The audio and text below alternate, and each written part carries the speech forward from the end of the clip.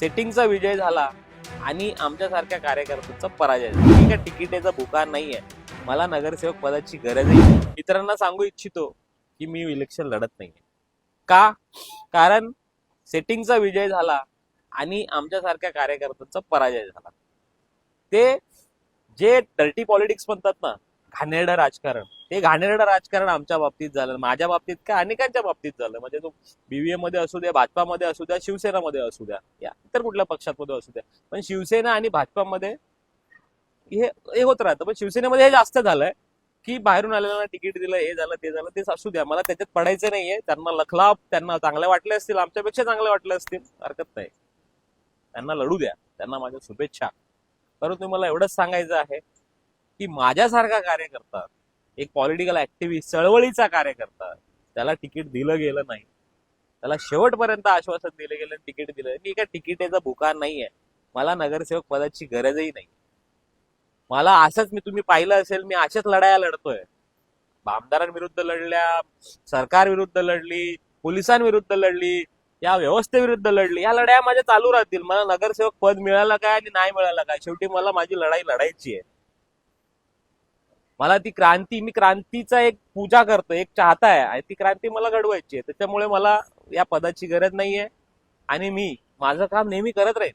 फक्त माझ्या चाहत्यांना, माझ्या मित्रांना, माझ्या सगळ्यांना एकच विनंती आहे, तुमच्या ज्या ज्या प्रभागामध्ये जे तुम्ही उमेदवार बघत असतील, पार्टी बघू नका, पार्टी अजिबात बघू नका की मी या पार्टीचा हे आहे.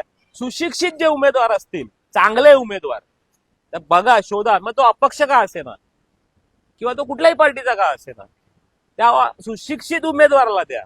त्याचा बॅकग्राऊंड चेक करा की तो कसा आहे, कशा प्रकारे त्यांनी काम केलेलं आहे, तो कॅपेबल आहे का, त्याला मॅच्युरिटी आहे का, तो जर तुमचा नगरसेवक झाला तर तो तुमची कामं करू शकतो का, तुमचं सगळं तुमच्यासाठी निधी आणू शकतो का, तुमचं परिसर स्वच्छ ठेवू शकतो का, तुमच्या विभागामध्ये तो दादागिरी तर नाही करणार ना, तो वसुली तर नाही करणार ना, तो लोकांना त्रास तर देणार नाही ना, तो हिंदू मुस्लिम तर करणार नाही ना, तो जाती जातीमध्ये भेद तर करणार नाही ना, तो प्रांतामध्ये भेद तर करणार नाही ना. असे सगळे उमेदवार बघा, शोधा. आपली कसं असतं राजकारणामध्ये, आपल्याला फक्त एकच गोष्ट महत्वाची असते, चांगले उमेदवार निवडून देणं, आणि ते आपण करत नाही.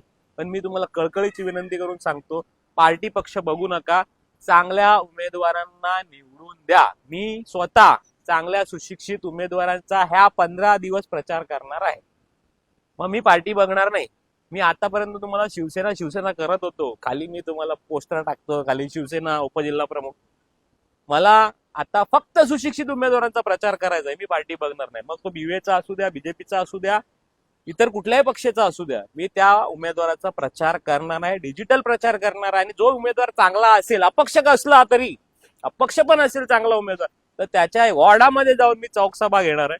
आणि मी पुन्हा एकदा, जो अनिल चव्हाण 2011 मध्ये रस्त्यावरती होता, जो या भ्रष्टाचारी मुवमेंट विरुद्ध जी चळवळ चालू होती, त्या चळवळीचा एक हिस्सा होता, तो अनिल चव्हाण पुन्हा रस्त्यावरती येतोय.